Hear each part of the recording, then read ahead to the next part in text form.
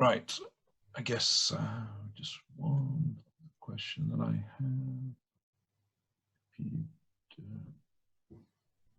have. The Q&A will be on, so if anyone has anything that they wish for the panel to discuss, please put something in there. And in terms of what we're going to talk about, I'm just trying to get the if you wouldn't mind just raising your hand so I know you can hear, and then we'll make a start.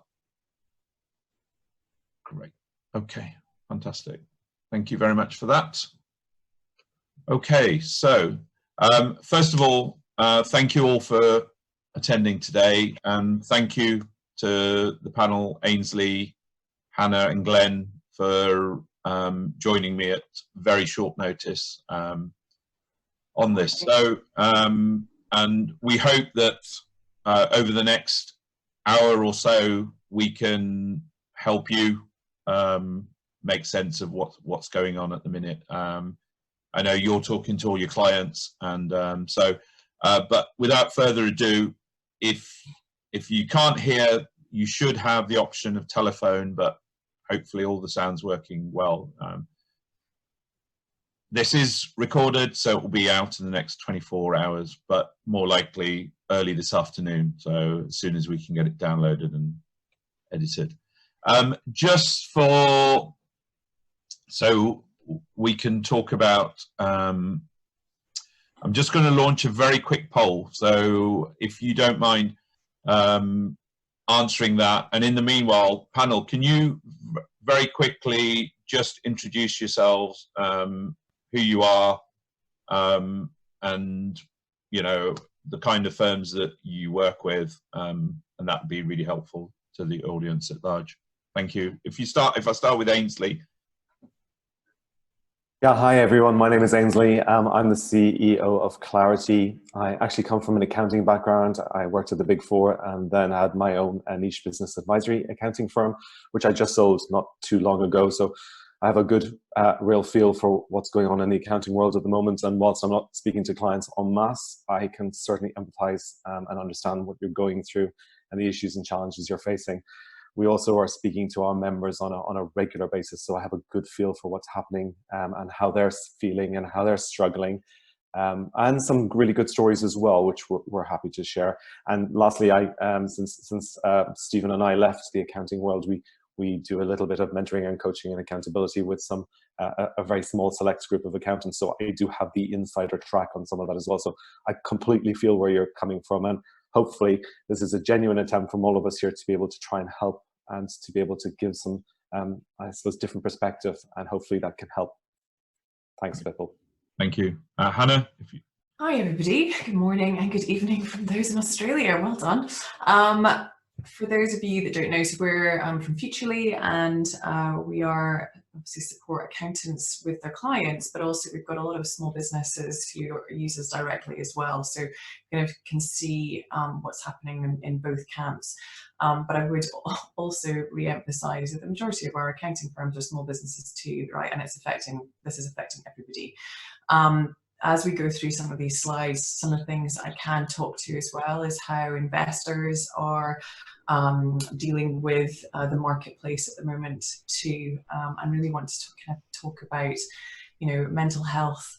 I actually think I've had the virus, which is not ideal, feeling much better now, which is great, but that, you know, ability to, you know, work from home, make sure that you're not feeling alone, how to lead from the front, because, you know, the type of leader that you are has probably needed to change a little bit, you know, very, very quickly. So that, you know, just glad to be here. Yeah, thank you very much. Glen? Hey, morning everybody. So yeah, my name's Glen, I'm from Xero. I guess the value hopefully I bring today is for the last 15 years I've either been a remote worker or I've been running remote teams. So I guess hopefully fairly well prepared and experienced, and made a bunch of mistakes along that time, really understanding how you operate differently with people that are sat in the office compared with people that are out and about. My role at Xero really is just looking after our partner channel, so all of the account managers, consulting teams. So we're spending a bunch of time in a minute talking to accounting firms, really understanding the challenges they're going through, and hopefully trying to come to the table with some solutions to really help through this challenging time. So, hey, hopefully I can add some good value today on how you can really connect well with people who are working from home. Fantastic. Thank you very much, Glenn. And just to finish off, for those that don't know me, I'm Vickle. I run Advancetrack. I trained as a chartered accountant in a small firm before joining EY and KPMG, and set this business up close on 17 years ago. So, so we've done the introductions. I'm just going to end the poll, and just to give you an idea on sort of where we're at. It's fun, you know, it's really great that over 80% of those that voted were ready to work from home, which is quite telling in the sense that, you know, you've planned presumably well and probably did have either yourselves or some of your team working from home prior to this happening. And about half, just close on half, didn't have to do anything at all. Few people had to buy new kit. Some had to buy new communications like telephones and Zoom. And a small minority had to have some staff, and perhaps are still going into the office.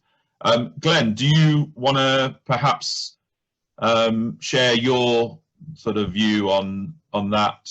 I know we're going to talk about other stuff, but the challenges that people face on sort of managing a remote team and technology, perhaps, that people have never talked about. I mean, I know I've been saying to people, go and put all your staff on Zoom. It's free and we love it. So, but go for it. You're more used to it than many of us here. Yeah, I think some of the biggest challenges that we found when speaking to accountants, and I say speaking to, actually one of the biggest challenges we've had is actually speaking to them, because maybe the setup hasn't been there to automatically flip from moving to the office to moving from home. So we've seen a number of scenarios where like half the team are in the office, half the team are at home, or they've gone from home, but actually it's mainly email contact in lots of cases, certainly with us. Yep. So that's some of the challenges, I guess, that when you've got a desktop computer in the office and a desk phone, it's often difficult to transition that work setup straight to home to continue operating as you normally would. And I guess in this modern world, we kind of expect and hope that you'd be able to kind of do your job from anywhere to a certain degree. Yeah. And I think there's been quite a bit of work going on with accounting firms who've been, I guess, kind of modernising their IT setup to allow them to do that with things like Zoom. And there's lots and lots of tools out there, and predominantly free in lots of cases, that really allow you to stay connected to all of your team, but obviously also to your clients. Yep. Great. Hannah, you also have a number of staff across the world. We do. So yes, we've been reliant on Zoom for a really long time. But what I would also say is, I mean, we're a Slack. You know, we use Slack as well for internal communications. So we just on the light-hearted side of things are tough enough as they stand. So, you know, what I would suggest just is to make sure that you've got some channels that people can just go into. So we've got, for instance, we've got a constant Zoom link that anyone can access. It's our water cooler Zoom link. Yep. That at any point you can just access that, go and have a coffee, have a drink, have a beer on a Friday afternoon, and just a chat and see how people are doing, like non-work conversation, which of course you miss all of that when you're not in the office, and that's really, really important for us as social animals. Yeah. But equally, we've got one of our Slack channels is work from home bants. And that's where, you know, the funnies, they'll be posted, the videos, the family who are singing One Fine Day, you know, those sorts of videos are really important to just go, right, okay, how's everybody doing? I mean, yesterday, I had a conversation with every single one of my team across the globe, and in the and of course in the UK as well, and you know, just to say how you doing, you know, just to make sure that contact's still there. So I think technology enables us to do that so easily, but it doesn't need to be serious all the time, and I think that everybody needs a little bit of lighthearted at the moment. Yeah. Okay. Fantastic. And Aynsley, do you want to just quickly sort of add in your own sort of experience, both for yourselves and perhaps the people that you're talking to at the minute? Yeah, I mean, the tools, funnily enough, that we use currently are the tools that I used to use in practice. So we used to use Slack in practice, and we used to use in Zoom. I was doing a webinar yesterday for our members on Zoom, because I just probably took for granted that most people knew about Zoom and knew how to use it and knew the kind of the foibles and how to protect yourself online and other things to do. And I look back, and it was 2014, I think, was the first time we started using Zoom. The invoices were back that far, and I didn't realize we'd been using it for that long. I think I mean, to do some funny things, I mean, we turn up to our daily huddles with different backgrounds, for example. I mean, I know that's probably passé now and it's boring, but at the start it did chuckle. You were able to upload photographs from your holidays or from other places you'd been. So it was like, guess where I am today kind of thing, and it just does bring a bit of lightness to the fray. I think most people are saying and getting too heavy, and I think this is a typical accountant's thing, and I can say this because I'm still an accountant, so I kind of call myself in reference when I say us. I kind of take it from that perspective. I think we tend to overanalyze sometimes, and I had so many questions on like should we be using Team or Slack, and what's the differences, and just getting too much into the nitty gritty here. I think it's time to just step back a little bit, just make a decision. Most of the working from home uses Slack. They do that for a reason, but there's nothing wrong with Teams either. You just need to set the parameters, and you just need to decide how you're going to use the tool. So I think it's just about maybe just do it, just to get stuff done, just actually take that step and choose one and introduce it. Yeah, totally. Just whilst we're on, there's a couple of questions coming in. A few people love the idea of the cooler, Hannah, and the other question is it easy to set up? Yes, I've just written down how we did it. So it's there in the chat link. Okay, fantastic. But don't share that link online.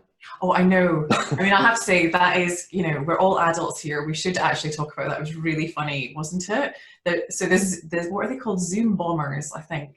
Something like that, because of course it's a sequential number, right? So don't give them out. So there was apparently in another Zoom webinar this week, hardcore porn was hacked and broadcast before the meeting. So sorry that's not happened in this one today, guys. Maybe it will. You didn't tell enough people.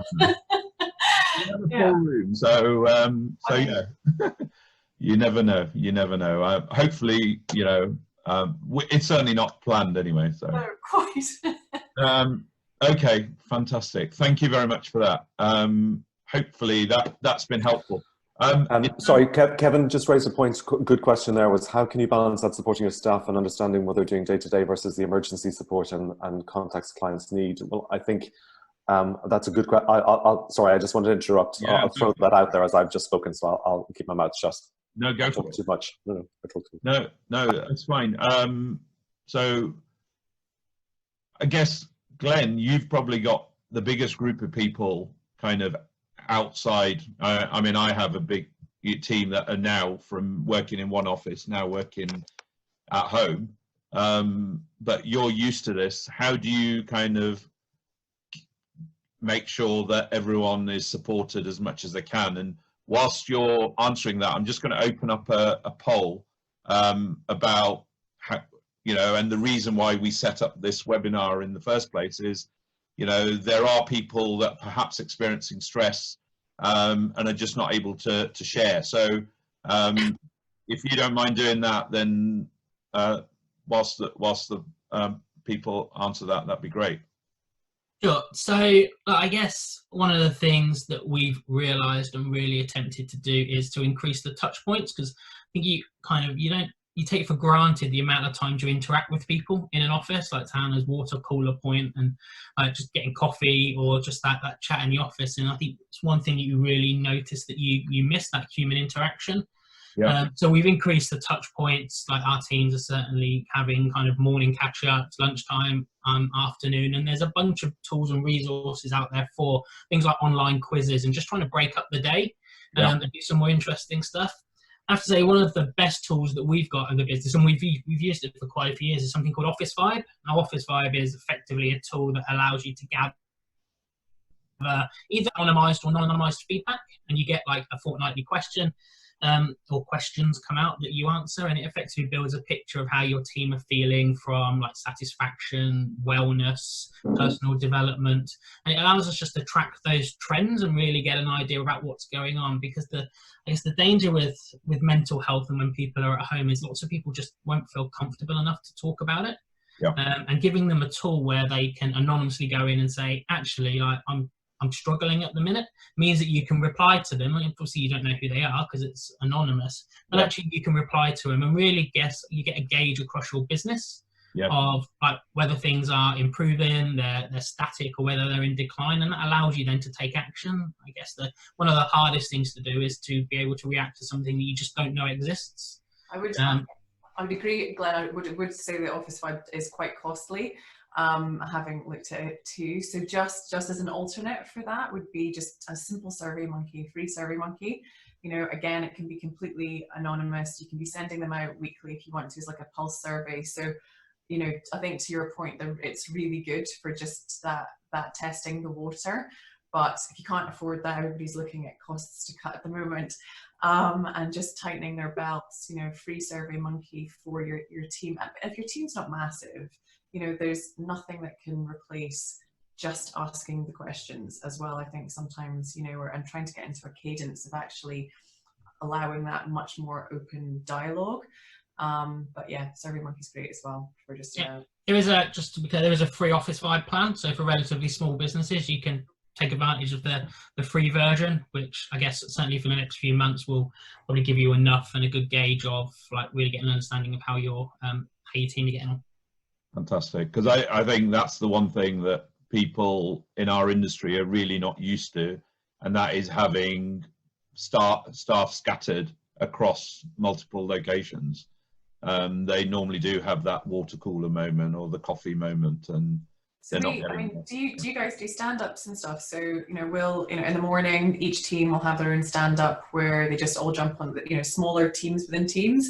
We'll you know, jump on a Zoom 15 minutes, because again, you know, it's also easy to fall into a trap of having too many meetings and then you're not actually getting any work done.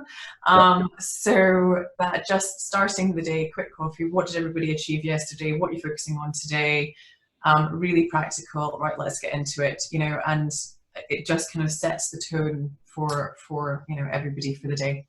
Yeah, I mean, we use the Burn Harnish's scaling up meeting rhythm. And so the daily huddle is, I think, a fantastic way to do that. And as you say, the agenda on that is basically, what am I up to in the next 24 hours? What are my targets and how am I doing on that? And what am I stuck on? And it's not to unstick the stucks on that meeting. It's just so people can flag that they've got an issue or a challenge, and that can be fixed out of the meeting. So it is a really quick stand-up, 15 minutes, and everybody can have their say. And as well, if especially in accounting firms, if somebody's talking to a client that day, it's helpful if other people have spoken to that client or know something that they can input in. And again, they can say, just give me 5 minutes before you talk to them. And I think it's a great way for an accounting firm, actually, the daily huddle and that whole stand-up is a great way for teams. Sorry, Hannah, go on. I'm just going to say that does help start to answer Kevin's question earlier. How do you balance supporting your staff and understanding what they're doing day to day? Great way, you know, it's an easy takeaway that you can, you know, start tomorrow. Yeah, the key thing from us, I think, was just to acknowledge that not everybody's like you. So don't assume that everybody needs the same kind of interaction that you do, whether that's you need a lot or you need very little. It's really trying to gauge that you've got lots of different people in your business, and some may need more time, some may need less time. So really trying to get under the hood of understanding your people, and then that allows you to make sure that you deliver, I guess, the right kind of remote working experience for them. Indeed. Yeah. No, fantastic. Couple of questions coming in. Aynsley, hang on. So the thing that you would say in the huddle is, this is what I did yesterday, this is what I'm focused on today, these are the things that I'm blocked on if I am, and it's really that simple. And then finesse it the way that you need to. But you know, if you take those 3 principles, you're in a great starting point. Okay, fantastic. Thank you for that. Just in terms of the poll, I think it kind of supports the reason why we did today's event. over 3/4 of the people on the call who've responded, and it's all anonymous, so are feeling stress, and about half of you are hiding it. So it is really important that, and we're not going to pretend that we're going to have all the answers, but hopefully there'll be some things that we can share with you that we individually do, or we know of people and what they're doing to help themselves, help them through this current scenario. Can I ask a question to our participants and ask that those that, it's a safe place here, those that have said that they're hiding it, why that is? I'd be really interested to know if anyone's brave enough to chip in. Yeah, so if you just send your query to all panelists, then we will then try and pick up on a few of those. So yeah, thanks. Great question, Hannah. So one of the things that I was just going to ask the panel is, has anyone experienced anything of a similar scale before, whether personally or in business? So I'm going to say no. I haven't. No. I will say I grew up, for those that don't know Coventry, I grew up in Coventry at a time when they shut lots of car factories, and lots of friends and neighbours suddenly started losing their jobs, and my parents had just started a business. So you can only imagine what they were going through and what our friends and neighbours were going through, and probably about 30% unemployment in Coventry about that time. So from people earning lots of money to not going anywhere. And then once, when I was in practice, half my office was made redundant one Friday afternoon. So I think that's the closest I've come. But I think even when I was in practice, because other businesses were still running, even our bosses could see a way through the challenges that were ahead of them. And I guess what's there today is not something that anyone's even contemplated previously. I can see quite a few people have just been saying that they don't want to add. Just back to the previous question about that, I was wondering why people are not, kind of feeling like that they have to hide their own emotions. They're saying that they don't want to add any more stress onto their staff's shoulders, that they've got to feel like they've got to be strong for their team. Yep. And I do, I hope that you all have leadership teams. That is the place that you should be able to, with your direct, peers, you should be able to be human and actually discuss, how you're feeling as well, because you're not a robot. And, it's really, really important that you, don't get broken by trying to protect everybody else and trying to hold everybody else up. So certainly across my, my chief team, whilst we are very transparent at Futrli with, what our investors are thinking and what the market is thinking, and, client feedback and all of those things, and our financials, and, the whole piece of the puzzle. We share everything with our team. Yep. But I know that my responsibility is to lead from the front, and certainly at the moment, rather than being more strategic leader, we're much more tactical, because things are changing on a daily basis and we have to make decisions dynamically. We are, I think that at the same time, I have broken down and cried in front of my entire company, in all hands that we have. So we have on a Monday and a Friday, we have all hands, where again, it's a Zoom session. If we're in the office, it would be all together. But, in the past, I have, I've shown myself to be human, and actually that it's always been something that the staff have gone, they're human too, right? And they're not expecting people to have these stiff armor that is completely impenetrable. So, I wouldn't be scared about it, but I would, if as a first step, speak to your direct peers that you're working with. And if you're not coping with things mentally, you must talk to them about it. And in terms of, and we see that with multi-partner practices, there is that group, for example, but perhaps a sole practitioner, or there's a couple of partners.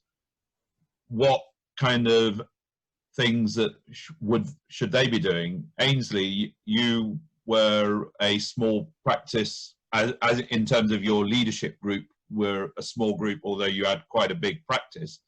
How, you know, would you have dealt with that, or how have you seen some of your partner firms dealing with that? Yeah, I mean, I think first off, I agree with Hannah. I think it builds trust within teams if you're able to share as a leader some of the issues and challenges that are going on. Yeah. Obviously, it has to be done in a careful way, and it has to be potentially PR'd in advance, maybe not complete honesty. But I think it does help to share the issues and challenges. It does help to talk them through. And I think it does galvanize the team, because they then understand actually how they're going to play a part in helping solve this big problem. So I think I think it's scary to open up, but I think if you've not done it before to your team, then don't just open up completely. No. But I do think you should start sharing it, and I do think it will really help I think you'll build better teams, and you'll get the team rowing in behind you and helping you, because this is the challenge, right? So leaders are there, and I can see some of the comments, everything goes through me. Well, absolutely. But the reality is we have to get our teams involved. We have to mobilize the troops here. We can't do all of this ourselves. We do need help and support, and we do need our teams to row in behind us. So I think that's critical. Now, where does a sole trader go, or where does a small practice? Like, our leadership team was 3 people. And there are certain things that you can share in that group and certain things that you can't. Obviously, from a business perspective, we were completely transparent, but sometimes you had to be, I mean, I've always had to be the one that stands up and take it on the chin for everybody. And sometimes, you know, I need to go and talk to somebody, and I have to vent and offload on somebody. And so I've always had those people that I could go to and just vent my frustrations, my anger, my upset, anything that I felt I needed to, because, you know, it's important to release the pressure cooker, because things build up and you do need to vent, and we are human after all, and we do need to actually get that frustration out. So I've always had those people that I could go to, and I'm lucky in home as well, where we can have frank conversations, and sometimes somebody can just steady me down, or even just the pure fact of venting just gets it out, and then you're better able to cope, I think. So I think that's really boxing's good. Also good, you know. If you can, obviously we can't at the moment, but that's always a good one. I would also say that, so Hannah's our chief of people, and when she joined us about 18 months ago, she said something that I've repeated for, you know, over and over again. If you don't communicate with your team, even about the bad stuff, they will fill the void with their own narrative. Yeah. So do not think for 1 second that they are not thinking, well, how are we? Are we going to be okay? What's happening? Or what are the client, you know, retention figures? You know, all of those things your staff are thinking about, and that, you know, so just please always remember that, you know, way better to give them the facts and explain it, and remember people hear things in different ways. And another thing that it's probably about a 6-month process for our, you know, the transparency levels that we've got at Futrli now, but that we actually speak to ourselves and say, right, can you just, you know, go into a huddle, and can you just all, you know, if it's something big that we've talked about, can you all just confirm with each other what you heard there? Because sometimes it goes through a prism and out the other side, and it's just making sure that people hear the right, you know, the actual thing that you've said, and that they're not inferring their own, you know, slant on it. So, you know, you're supposed to say something 7 times in different ways before people actually get something along those lines. It's true. So definitely be transparent. Don't be scared about talking to your team, but just make sure that you do, to Aynsley's point, have someone that you can talk to, whether it's inside the office or, you know, externally. Yeah, I think Wayne's mentioned about having an external mentor on the chat, and that's just like a huge benefit. And I know Aynsley does some of this himself, but even having somebody that you can like vent to, discuss, like ideate with, who aren't in your business, is of huge value. So I guess maybe now's the time, if you don't have one, to kind of start looking around and reach out and just start to kick that process off. Just talking to somebody who has a different approach, a different viewpoint to you, a different viewpoint to someone who's been in accountancy as well, can really hopefully kind of help you to drive your business, but give you somebody to talk through this stuff with when we're in this pretty challenging time. And, you know, and of course, if you are genuinely struggling and you feel that you need more help, go, look at counselling. There's no shame. And I've experienced depression in the past. I've had counsellors in the past, fine now. But it's, and I know that we've supported quite a few of our teams through anxiety issues, depression issues. We've ended up paying for, medical, support for them. But it's, there really is no shame today, thank God. Yep. So get the help that you need if you need it.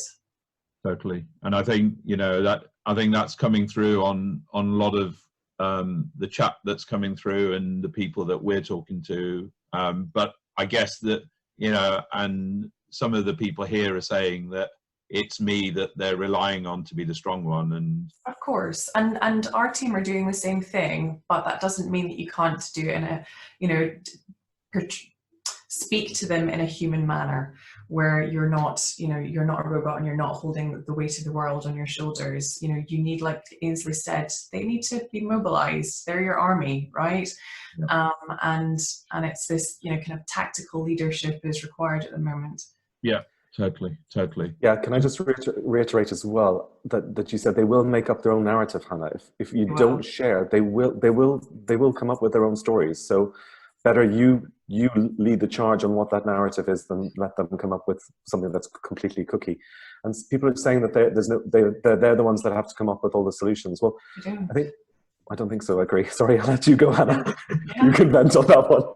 No, go ahead. I mean, it's true. You don't forget, every single one of your team are an asset, right? You're paying a salary. They want to be there. Use them. They're bright people. You get people around a table. More heads are better than one. So use them. And if that means slightly changing your processes and how you work, use this opportunity, because it's a great time for you to be able to do that. Yeah. Mike's just popped up and said, my team have come up with some amazing solutions and options, which is exactly that. So it's, use this opportunity to empower and relieve yourself of some of that burden that you potentially are feeling. Yeah, and you get better buy-in if the team have come up with solutions that you engage with and that you bring forward, rather than just dumping a solution on them. Yeah, no, I totally agree. I remember when half my office was made redundant.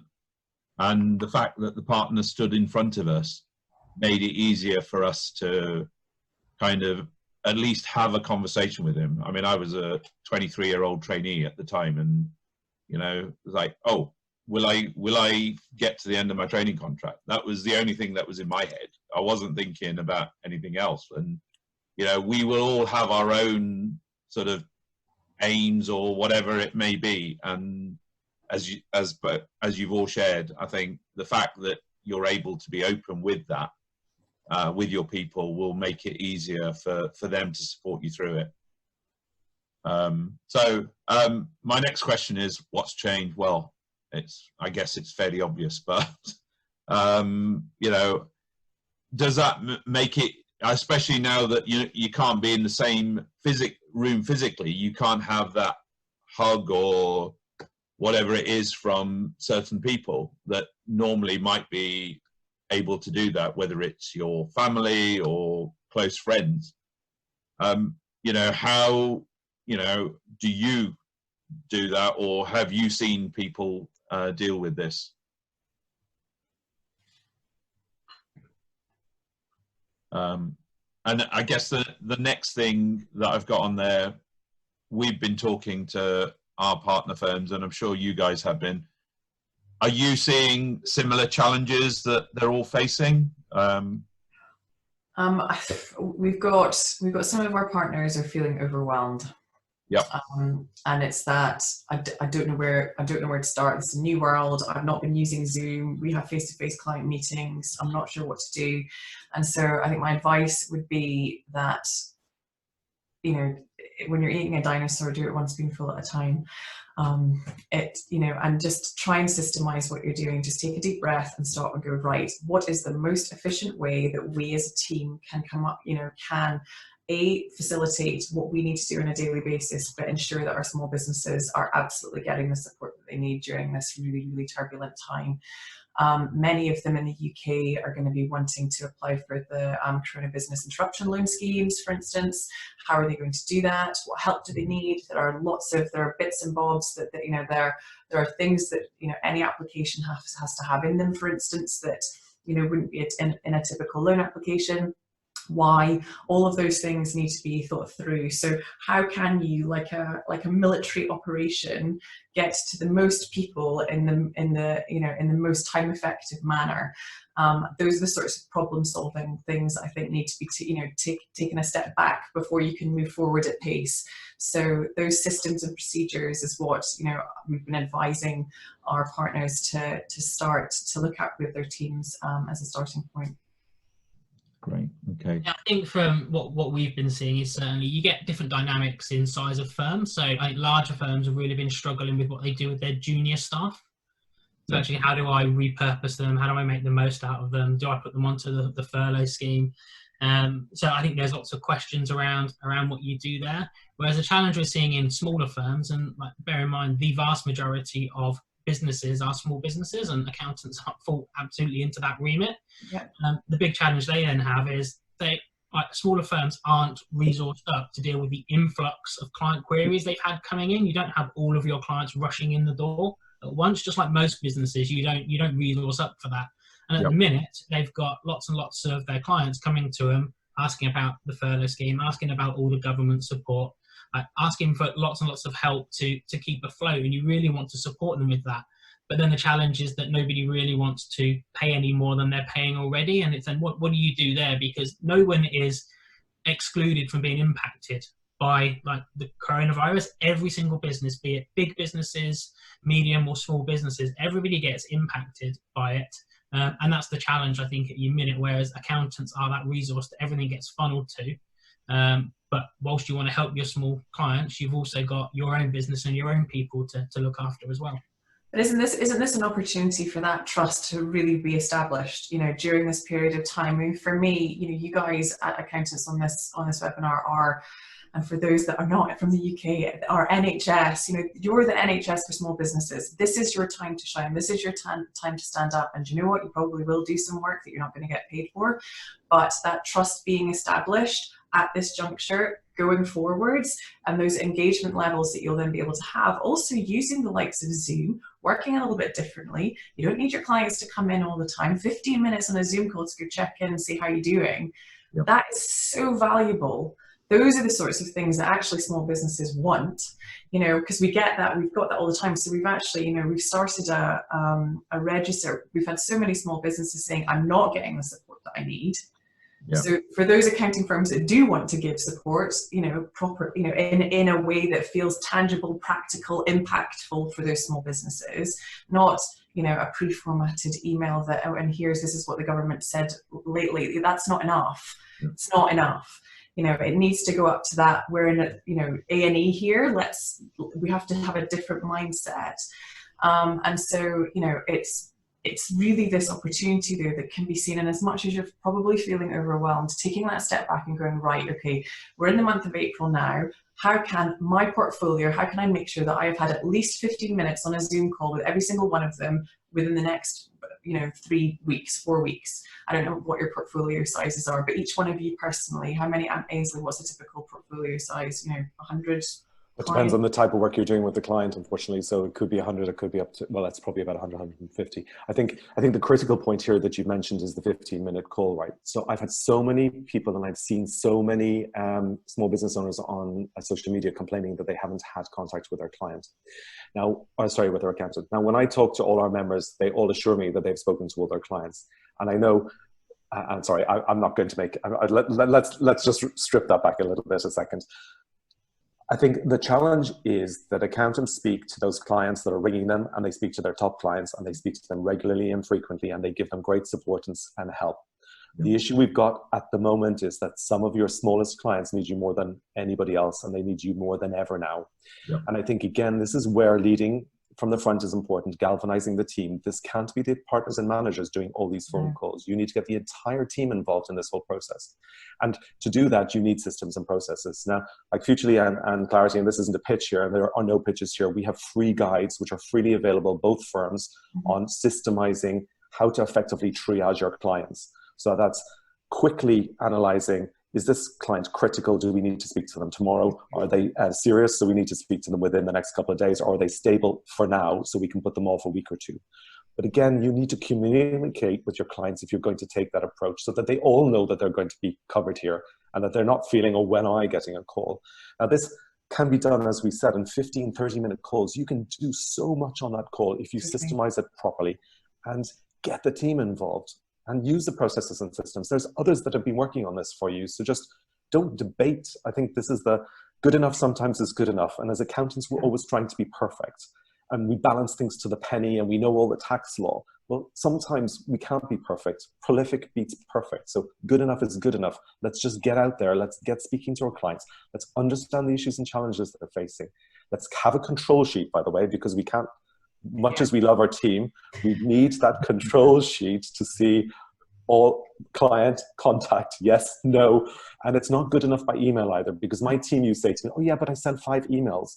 I'm thinking, well, that's not what I mean when I want you to speak to them. I want you to try and get hold of them.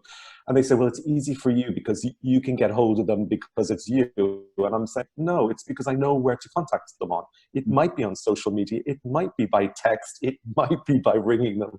So just, you know, make sure you are having control sheets for the team as well. And if you've not got your, you know, a CRM in place, make sure it's not an Excel sheet that has got version control. You know, use Google Sheets, use something that's live that everybody can log into, or, you know, the online Excel version. But just, you know, it's those little things that you think, oh, of course, that's really obvious. But, you know, to Aynsley's point, your control sheet needs to be live and everybody to log into it at once.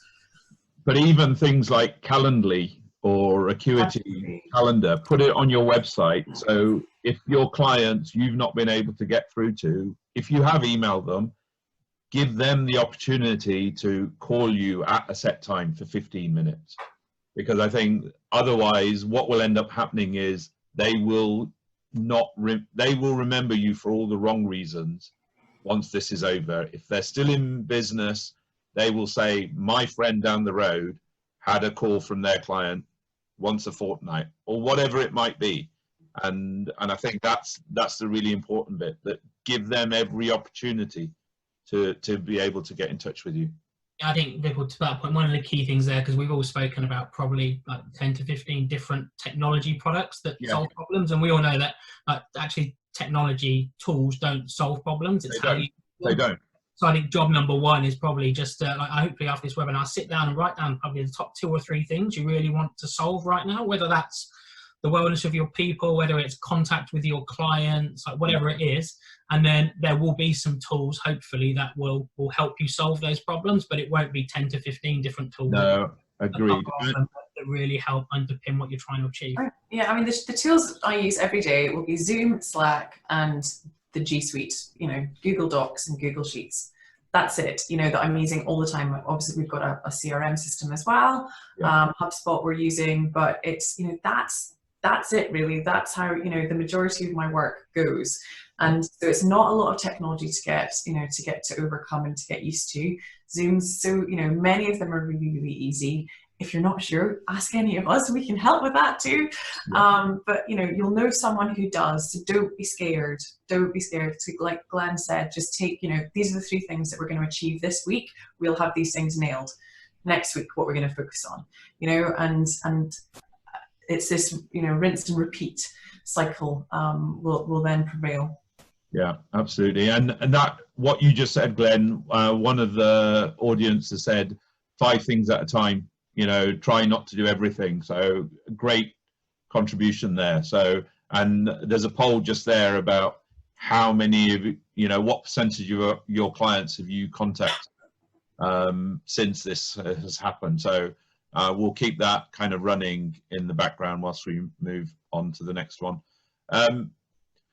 Okay, I guess this is the reason that we're doing today. Fit your own oxygen mask. I'm sure you've all been on the plane and they say, before you help the children, help your, you know, make sure you've got the oxygen mask on. Aynsley, do you want to sort of kick off there and the rest of you guys sort of chip in, please? Well, I think it goes back to that question as well that somebody raised about, as a small practice, how do I mobilize and get my team involved? This is, I think we all need to take a step back. So we need to breathe, take a step back, and just come from it at a different perspective. And I think it's important that we look after ourselves and our family, then our team, then our firm, and then our clients. And the only way we can get the ability to do that is by galvanizing and getting the team involved. And some people are saying, how do I get them involved? Well, set them targets. If you need to contact your clients, and they give them a target of 10 clients a day, these are who you're going to have to speak to. It's about actually leading. And sometimes we lead in accounting, we lead by consensus, and we get everybody, it's committee decisions, and we all agree on something, and then some people don't like it, and then they don't do it. Well, this is about actually stepping up properly and saying, this is what needs to happen, and this is your role in making that happen, and actually these are your targets. So go ahead and do that. But I think accountants particularly always go to clients first, and I think that's probably a fault amongst most, I think, professions or industries. Builders particularly are known for looking after everybody but their own house. So I think this is the same thing here. We need to protect ourselves, our health, our well-being, our mental state. We need to look after our family and make sure they're comfortable. We need to look after our team and, of course, our firm. Because if we're not around to help our small business owners, what's the point? So this is about actually sitting down and spending some time and looking at your own practice and how you're going to get through this and what you need to do. And to give you the time to do that, you really need to mobilize the troops. Great. Yeah, I couldn't have said it better.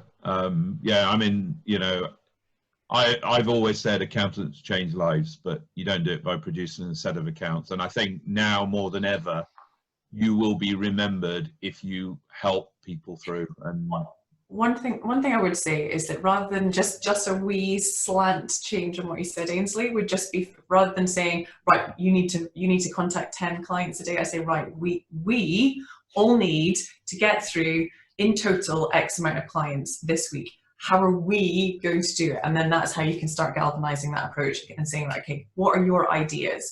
You know, and then just get on with it. You know, say we've got a time box meeting of half an hour. This is what we want to achieve by the end of it. Let's go. You know, and that then puts you in a different mindset from the get-go. Yeah, sorry, I went to this is your part of the puzzle rather than doing the actual. Thank you for actually doing that. Okay. No, that's great. Glenn, anything other to add? No, I think we've covered it all. Just that, so nothing more. Okay. Only place at the top. Yeah. Okay, let's put our tiny violins away, shall we? Yeah. Sorry? I'm joking. I'm making a poor joke as usual. Okay, don't worry. Okay, so I'm going to end the polling. About half of you, 40% of you have contacted the majority, and there's about 40-odd% that are less than 50%. So hopefully, as a result of what you've just been what we've just been talking about, you're able to get a few ideas about galvanizing your group to get through to as many of your clients as you can. So I think that's fantastic. This, I think, is, you know, comes back to our sort of question earlier on about how many people are hiding it. And I think the more that you're able to share it, whether it's with close friends or family, you know, that I think that will help. I know at times in my life when I've realized who my real friends are. And I think this is one of those moments that they'll be the ones that will help you through, whether it's friends or professionally. So, okay, so lead from the front and galvanize. I guess that's kind of following what we've just spoken about. I guess the question here is, who's interested? Clearly staff, and we've heard about people hiding it. And we all, you know, if you're in charge of a business, you want to be the voice of calm. And Hannah, thank you for sharing about your own experiences. And I think sometimes if you are able to share that more readily, it will lead to a greater number of people being able to support you through that.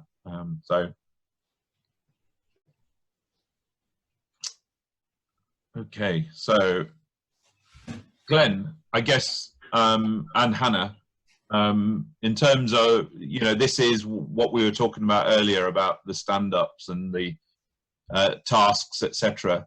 Is there anything else that you would add about the difference between working from home and working in an office? And Aynsley, I know you do something similar as well. Yeah, look, I guess from our perspective, the first thing I'd call out is it doesn't really need to be that much different. Yeah. Actually, as leaders, if our people can't effectively work from home, we've either hired the wrong people or we haven't coached them, trained them, or mentored them well enough to do that. Yeah. Yes, you can have we've got call software, so I know how many phone calls and how much time people spend on the phone. But you don't need all that stuff. Actually, what you need to do is just make sure you've got the right people in place, and then measuring performance should either be the same as it was in the office, yep, or if you've had to tweak it because what you're now doing is different to what you were doing in the office. Okay.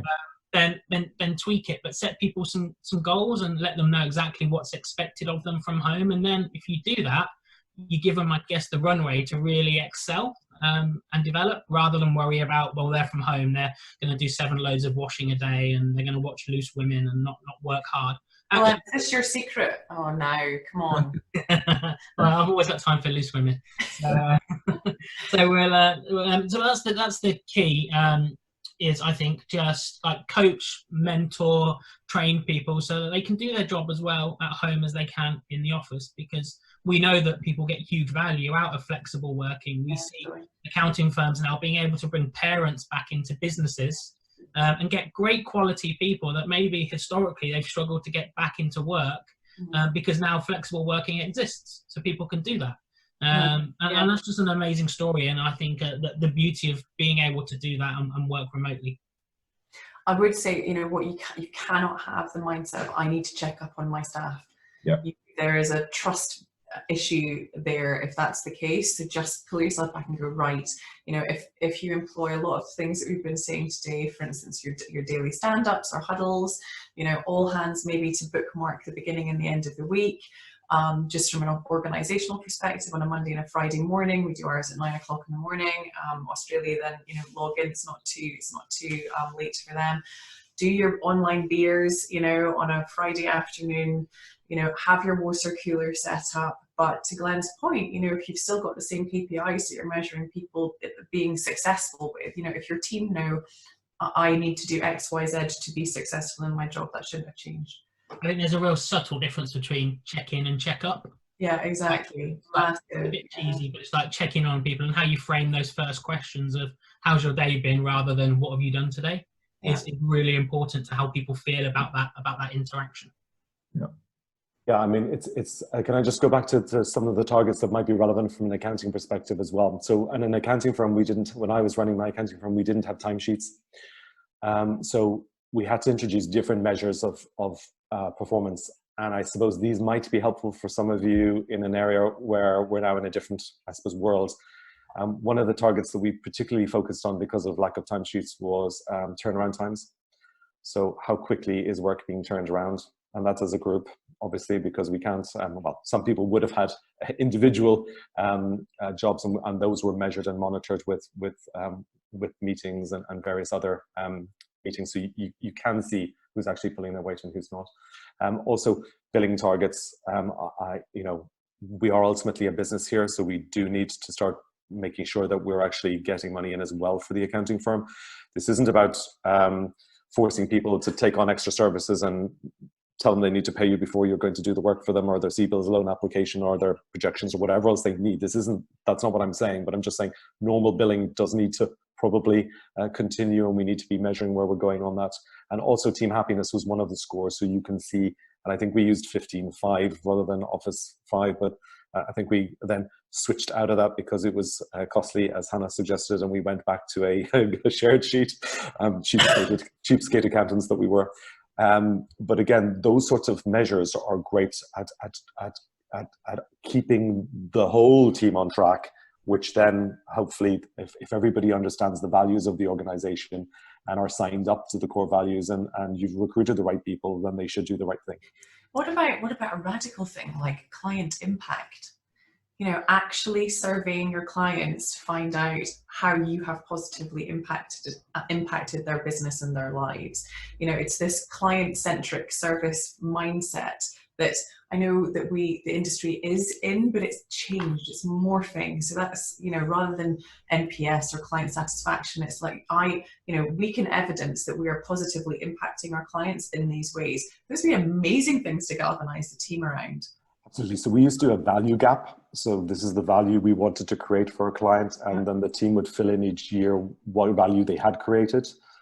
It was their estimation of it, but it was a good way of doing it. We used to actually try and start putting that on the bills as well. So the clients were aware of what value was created. But I think that's a great suggestion, Hannah, and I'm sorry, I completely forgot about that. If you're speaking to your clients monthly, which right now it needs to be, crikey, it definitely needs to be monthly that you're speaking to them, all of them, even the one-man band, you need to be talking with them. You know, to start, they'll be taken aback if they're asked those questions, because, and then it starts to change that relationship that you've got with them, because if you're demonstrating value and if you're impacting their business, positively, guess what? They're sticking around and they're going to tell their friends, so it's this massive opportunity for you guys. Yeah, no, absolutely. And I know one firm that does do that, and it's the basis of some of the bills that they send out. So that we as a business generated X for you, and they agreed to pay an element of that across as part of their fee. Brilliant. Fantastic. There's a small firm up in Hereford that run NPS, Net Promoter Score, really, really well. And like I say, they're a small firm, and actually they're gathering regular information on how their clients feel about the experience they get from them. And then they share that information out, which is like such a powerful tool to say, actually, these are our Net Promoter Scores, and they're in line with like the globally leading businesses. Because if you don't, like we said earlier, if you don't know how your staff are feeling, you don't know how your customers are feeling, and you can do employee NPS as well. If you don't know how those people are feeling, you're never going to be able to react to those challenges that they're facing. Yeah, fantastic. Okay, just a couple of things on the chat. Beer o'clock and regular daily catch-ups. One of the attendees does it twice a day, so great. Control the controllable. So there's lots of things that we can't control, but quite a lot that we can. What would be your take on that? Because clearly clients want some certainty that, and they are looking to you, and equally the staff are as well. Glenn, you talked about some of the big firms, and we've also been talking to firms across our client base, and they're, for example, furloughing admin staff or more junior staff to keep themselves.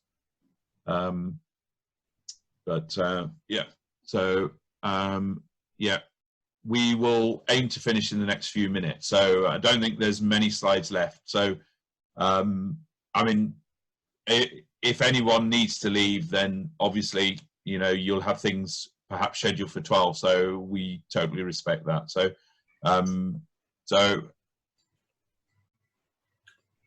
I guess, do you want to, should we start wrapping up perhaps? Maybe one or two good things that have come out of the last couple of weeks that people can take away.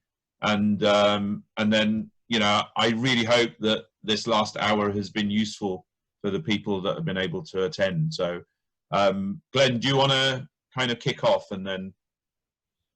Yeah, look, I guess that the one thing that I've focused on and has become aware of in the last few weeks is we've been kind of working from home now. This is week 3 for us as we're kind of locked down. Is just taking that opportunity to get to know your people better. I think you take it for granted in the office sometimes, and actually you ask people how their weekends are and maybe they say fine and you move on. actually we've got really good now, I think, at just trying to learn a little bit more about each other. At the minute, we're going through a My Life Outside of Xero exercise, where a few of my leadership team every week pull one slide together with some photos of like what happens outside their life, and then just give us a 5-minute overview of, this is my dog Dave, and like, I love going to the football and gigs, and this is that kind of stuff. And it's sometimes the things that you don't know too much about, and it's a really nice exercise. So whilst we're in a really challenging time in a minute, there are opportunities, I think, to do things that you probably wouldn't do when you're manically busy running around an office. To maybe take those opportunities while we've got them and make the most of the situation that we're in. Fantastic. Hannah? I would say my sign off would be to use this opportunity to challenge every assumption that you hold, both internally about your business, your people, your customers. What's the old saying? Assuming makes an ass out of you and me. And I think that there's it's a massive opportunity to go, right, okay, let's just challenge myself on the things that I thought may have been the case, because the world's changed really quickly, and it might give you a new lens to look through. Great. Okay, Aynsley. I think it's to re-emphasize that accountants have all the necessary skills, inherent abilities and training to help small business owners with exactly what they need in this current climate. I don't think accountants understand the power they have to help small business owners and what they can really do by being there. I mean, some of our members have completely put people's minds at ease within 30 minutes by, I mean, some of our, particularly for those clients that are being severely impacted by the restrictions and just can't trade, to be able to sit down with a small business owner, and one of our members has showed them that they've got enough cash to survive and freeze the business for 12 months. And that's completely put their minds at ease and transformed that person's life just with that simple 30-minute call. Other people have got action plans on what they need to do to actually preserve the cash they've got, and to be able to go and get mortgage relief and know all the free money that they can get before they start going down the CBILS route. So just by being there for your clients and listening to them and being able to talk to them, you need to tell the team that they have an amazing skill and ability and superpower.